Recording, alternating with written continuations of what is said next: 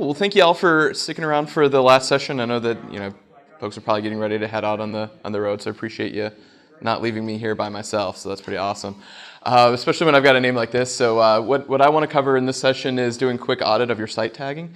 And like I said, I kind of dare folks to do this because I started on this presentation a couple of months back when I was chatting with a colleague who we were talking about different meta tags and different modules that we wanted on sites. And he was like, dude, it's 2015. Is anybody really still talking about meta tagging and SEO? And is this something that we need to be really worrying about? And so I posed these questions to him, and I'll pose these to you guys to think about on your last website redesign. When you were setting up your site, did you optimize for search? Did you make sure that you had your brand appearing as you wanted to? Were you adding in ways to add extra vertical height into your search engine results? That can be including making sure that your search box is accessible in certain spots, making sure that your site links are appropriate, and getting rid of the ones that are bad. Are you controlling your bandwidth within the way that you're managing your sitemap? And are you canonicalizing your links? So think about your last site. Are these all things that you covered? They're basics, but folks often neglect them. Same thing goes for social. You want to have a cute puppy. You want to have something fun that people are going to look on your website. When you were going through and auditing your site, did you make sure that you were tagging things so that way they showed up the best for your users when they were on Facebook, when they were on Twitter, when they were on LinkedIn? The more time that you put in on the front end when you're setting up your tagging structures, the better you can make the end user experience. And at the same time, you can make sure that you're tracking all of that and you're measuring the success rate of it.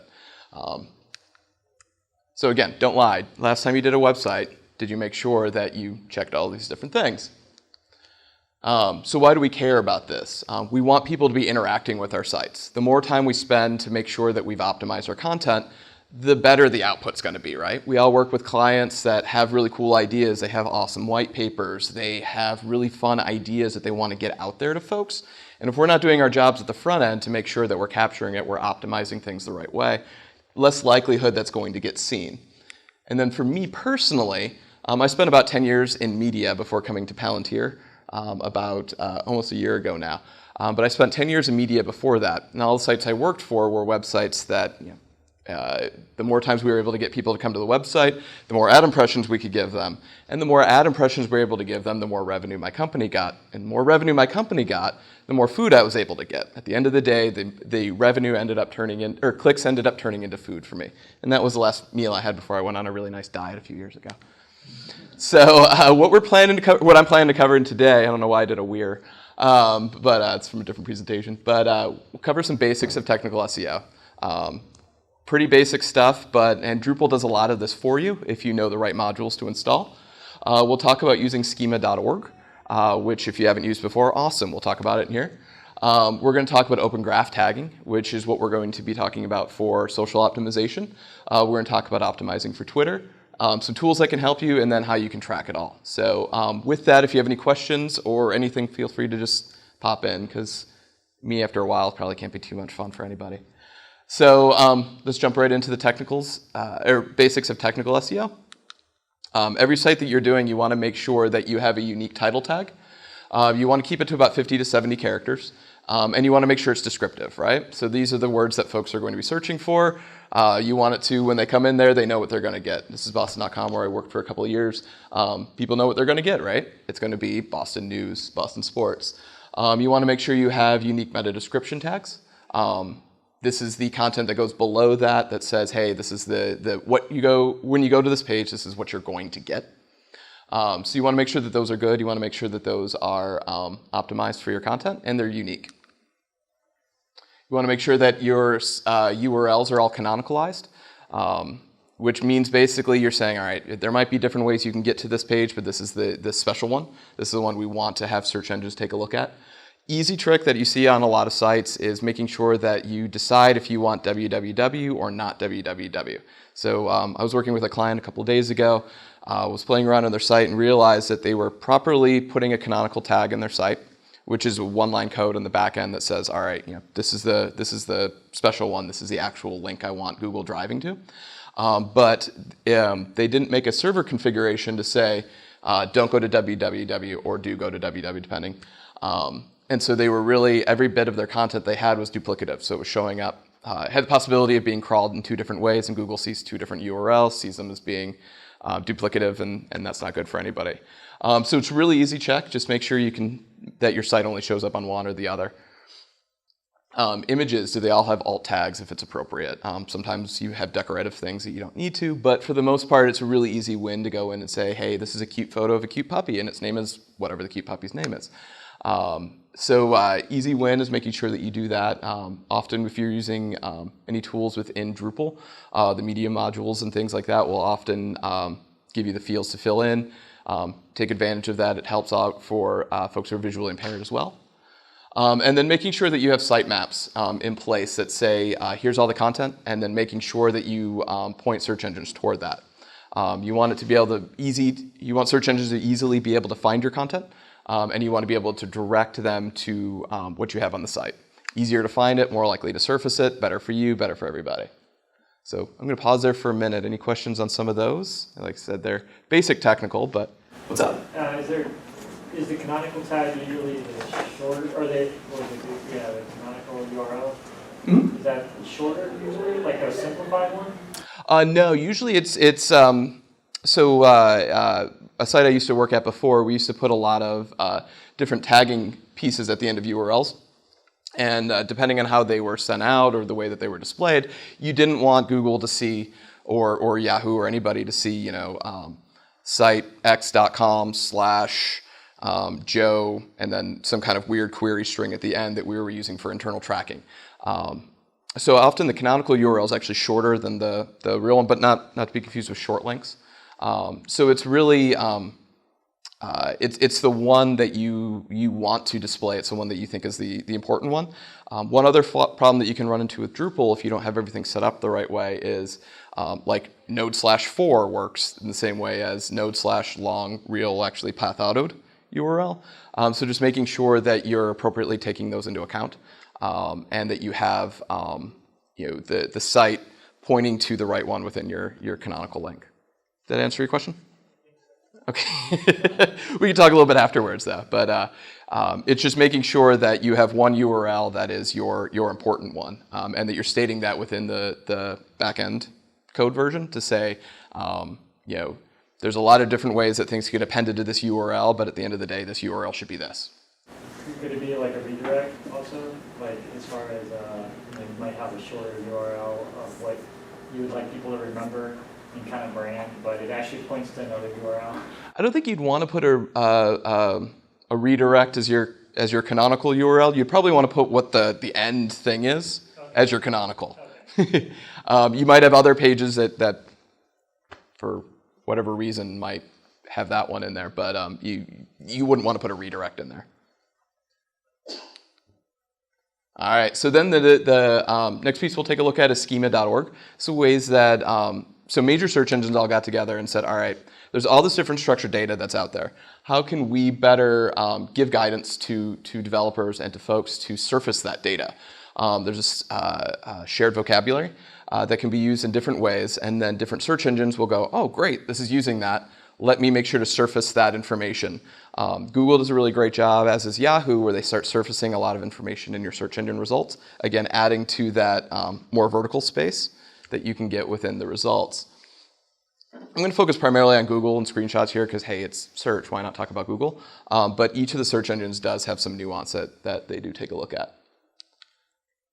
So my favorite is always, if you are a local business, making sure that you tag your name, address, and phone number. Has anybody ever really searched for a company and you're like, hey, I just really want to know the phone number for my dry cleaner so that way I can figure out whatever needs to be done, and then you spend 3 hours trying to find it and you find a different dry cleaner at the end of the day. It's good practice to do for users, but Google's now for local search giving more prominence to sites that have their name, address, and phone number. So that way they can show them up in the results. So schema.org, if you go to that, will give you very specific guidelines of how you can tag that within your site content. It's good to surface it as well.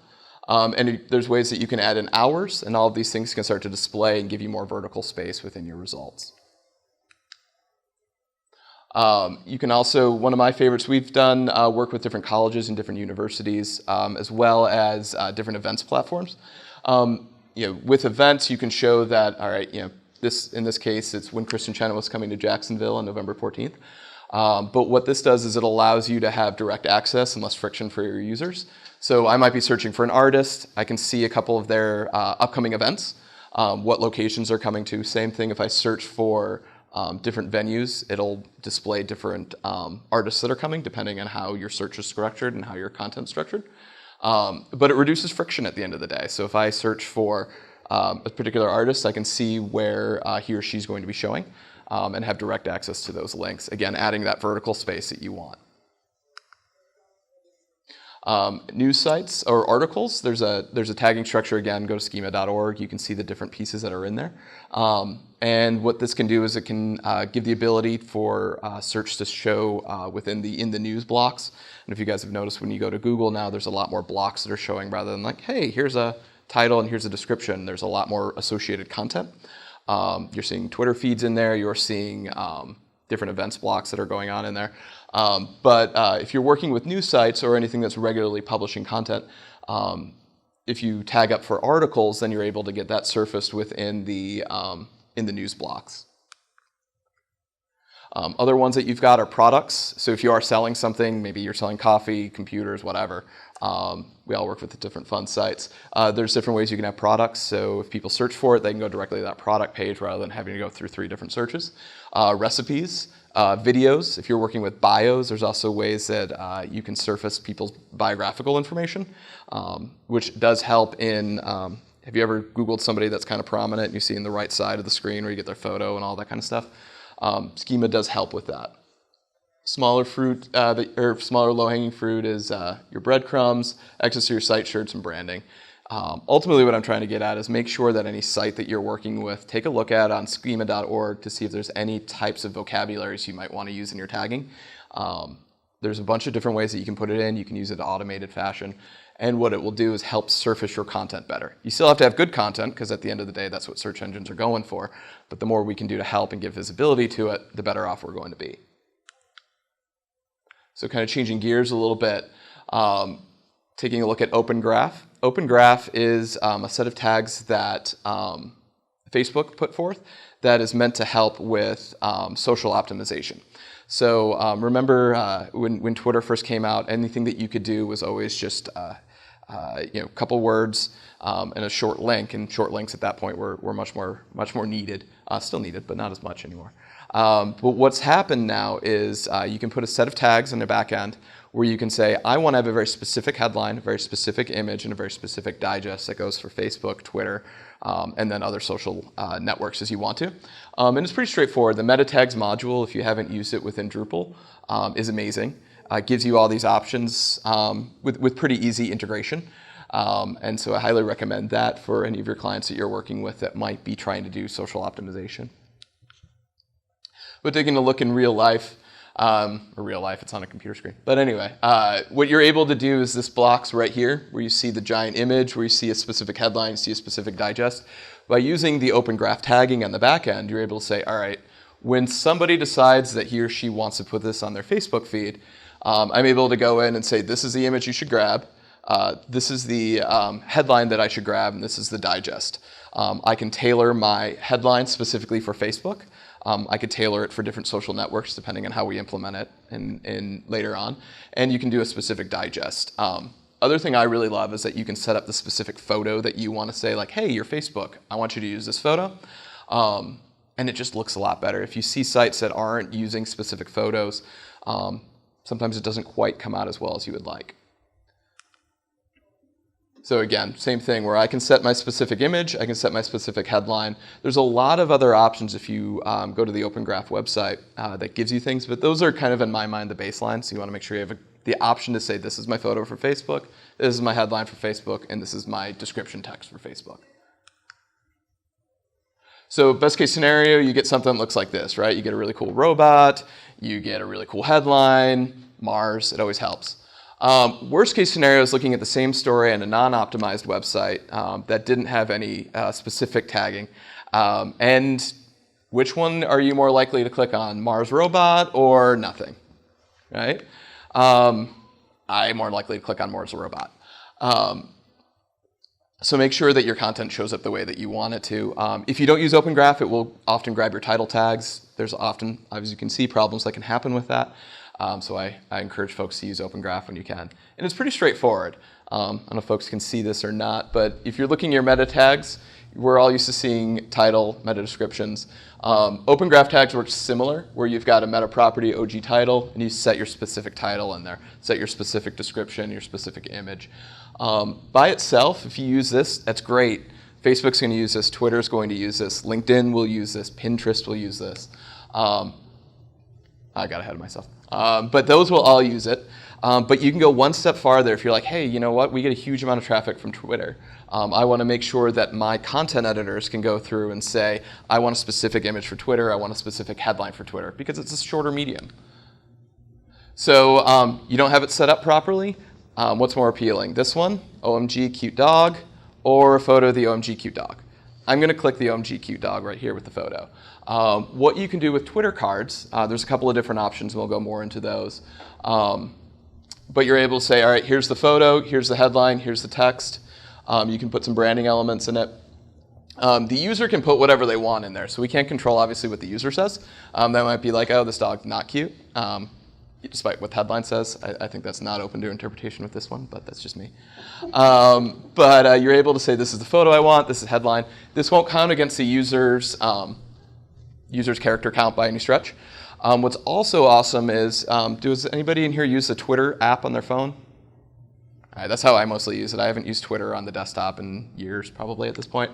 But these show up automatically. So if you're scrolling through and you have your site tagged right, and a user decides they want to share you on Twitter, they're going to get all their followers and the folks who see that in their stream are going to see something in this regard, right? They're going to see the cute puppy. They're going to pause for a minute.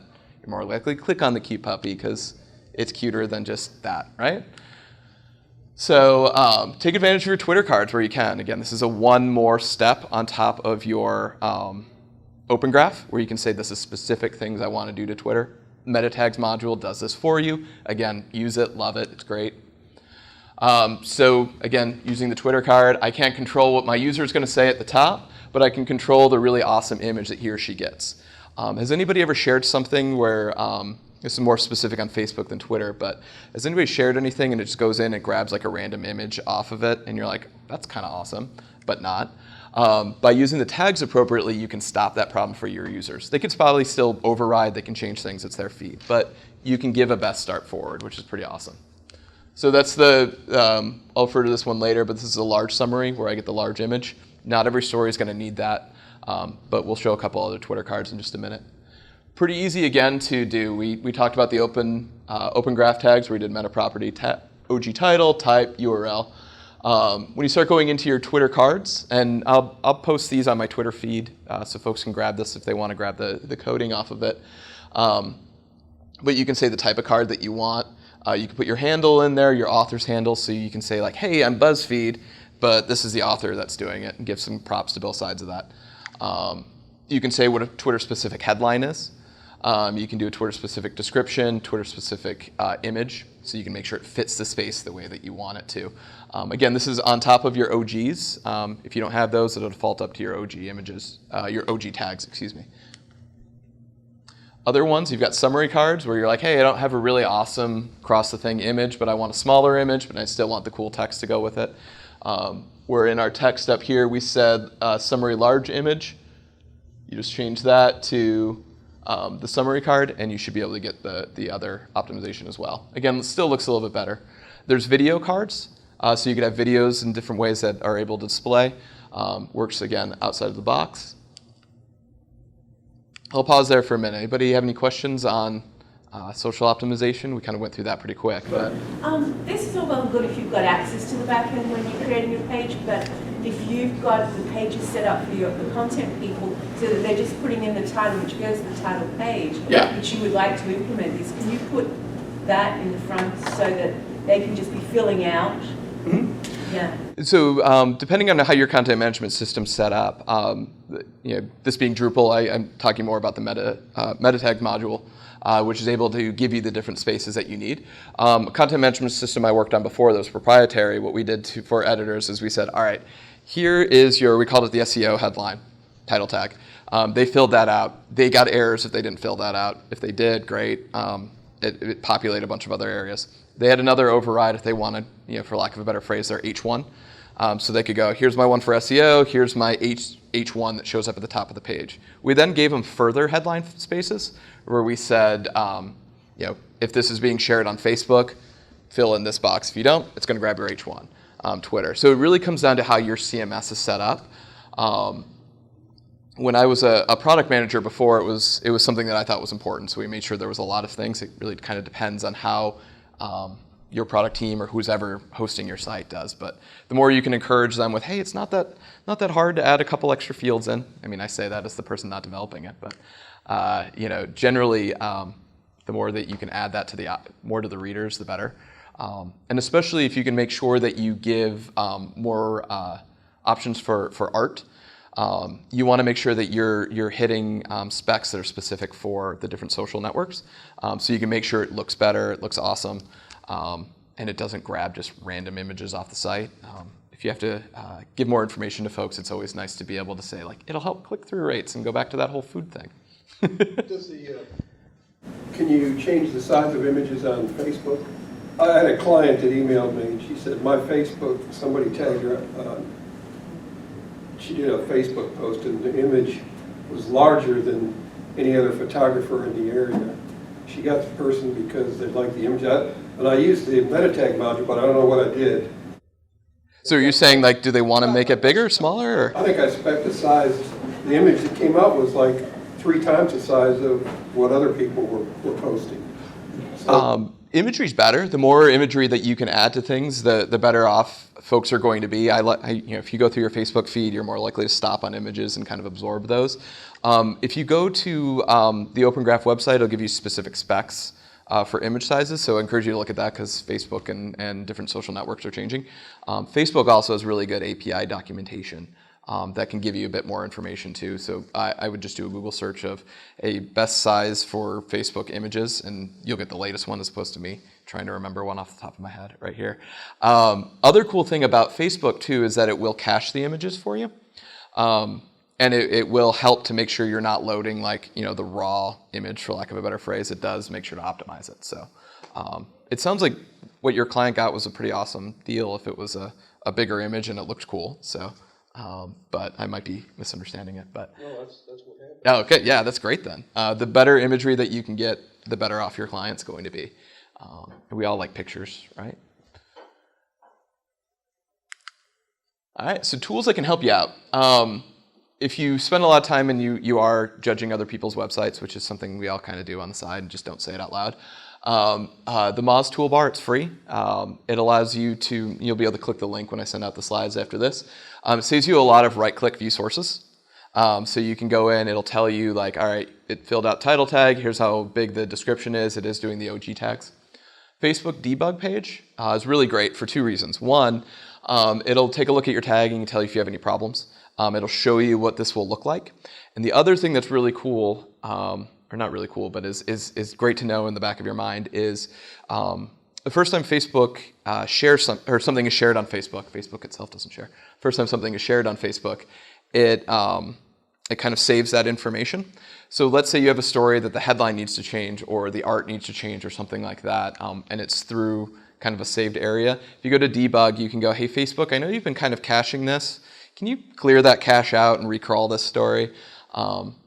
So that was something we had with breaking news a lot on news websites I worked at before, where you'd want to make sure the latest information is there. Facebook debug is a really great place to know exists because you can clear out that cache. But it's also, on the front end, really great to make sure you can see what your content's going to look like. And it also tells you if there's any errors and where those errors are. Same thing with Twitter Validator.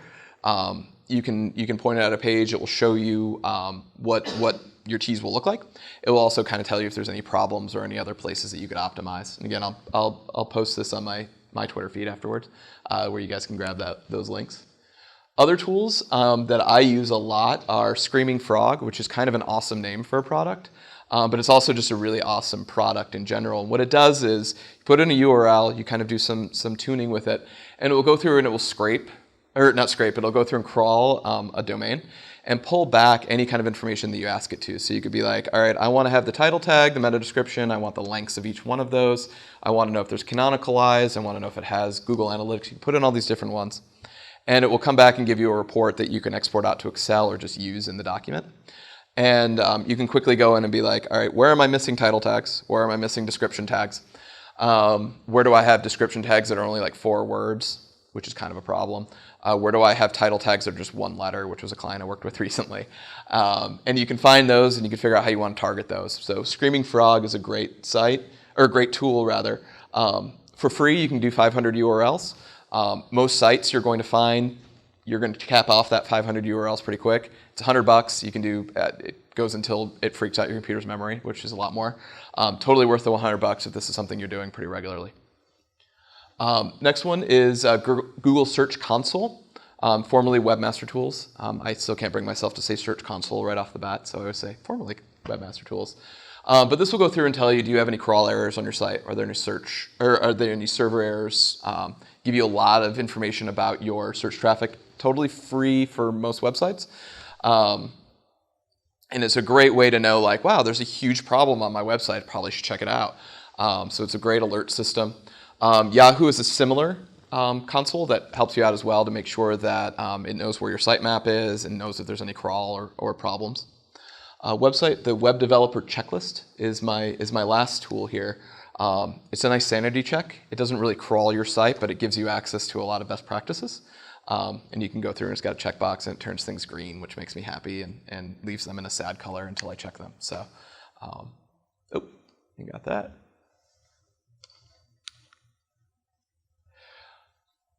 So once you've got all this, it's really good to be able to check out your different metrics. You want to know how things are performing, what's working, what's not. So the 3 that I recommend, Facebook Insights. It's relatively easy to post on your site. And what it will do is it'll allow you to get a good idea of things that are doing well, things that are getting a lot of clicks, things that are getting higher number of comments and likes. It's a good way to start getting at the number of people that are clicking on things you share off your Facebook page versus the number that are like, hey, I just stumbled upon really awesome content. I'm just going to go ahead and put it on my own wall, which you don't do anything, but you really want people to do. So Facebook Insights will really get you a lot of that. Twitter card analytics, if you go through and add a tag onto all of your content, it'll give you similar information where it will tell you, the top influencers. It'll tell you a lot of which of your cards performed well, which ones didn't. And if you're not using something like Google Analytics on your site, which is free, please make that the first thing you install and the next thing that you work on. Gives you what's performing well, what's not, gives you a lot of really great information about your audience and is pretty awesome. Adobe Site Catalyst or the Adobe products are kind of the catalog system that folks work with. But that's a little bit more expensive. It's pretty awesome if you get to use it, but it's expensive. Google Analytics should be free for most websites, so check it out if you haven't. So that's my main thing. Like I said, wanted to make it a quick way to be able to go, hey, did I cover the basics? And so again, for those, it's making sure that you've got the basics of technical SEO, of your title, your descriptions, and then taking a step further with your social to make sure that you are properly tagging that your content will look cool, because we all want the cute puppy versus nothing on our website. So, any questions? If not, I know it's the last one of the day, so you guys might get a nice jump start on the way out. But Mr. Zietlow? With the video tags and Twitter cards, or if Opengrass have them as well, does that have to be like an available video player, or could you handle, I have embedded video on my site? It depends on how you've got everything tagged in. YouTube by default will have it ready. So if you are using a client that's using YouTube, it'll show up with the video player that's in there. It depends on how your videos put into play. There's a lot of really great Twitter card documentation on the videos, but I encourage you, if you, I've been pushing more clients toward YouTube in general. So yeah. URL with the player on it. And Yeah. They pull that player. It's just like a static HTML page from that player. Yeah. But I've been pushing a lot more clients toward YouTube lately, just because the traffic's there, and it's like, it's YouTube, right? Like, why go through hosting a whole video display system. I say, I'm sure I'll get a client later on who wants one. Be like, awesome, cool. Yeah, exactly.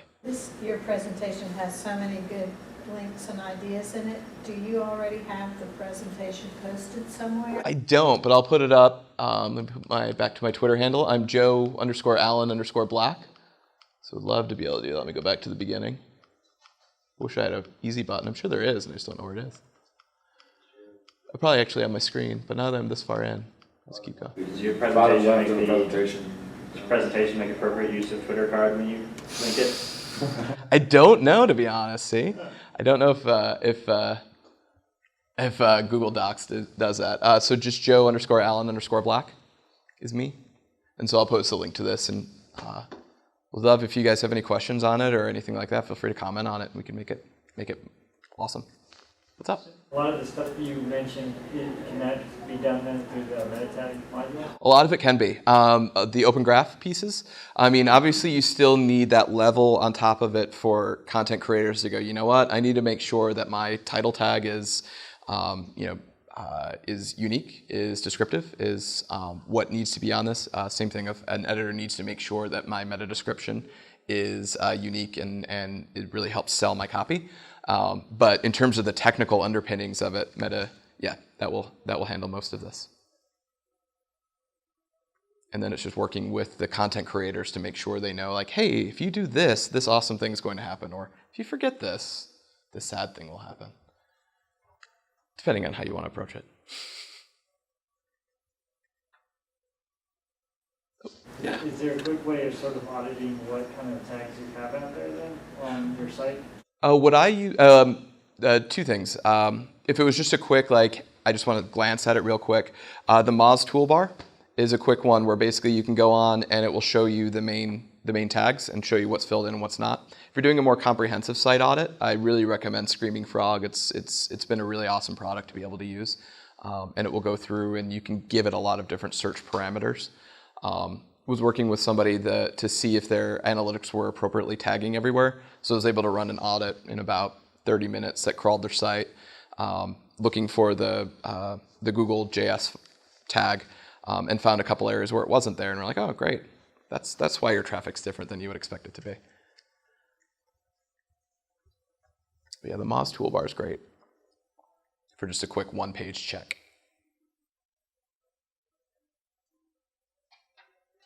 Cool. Well, thank y'all. I'll hang out here for a bit if anybody has questions.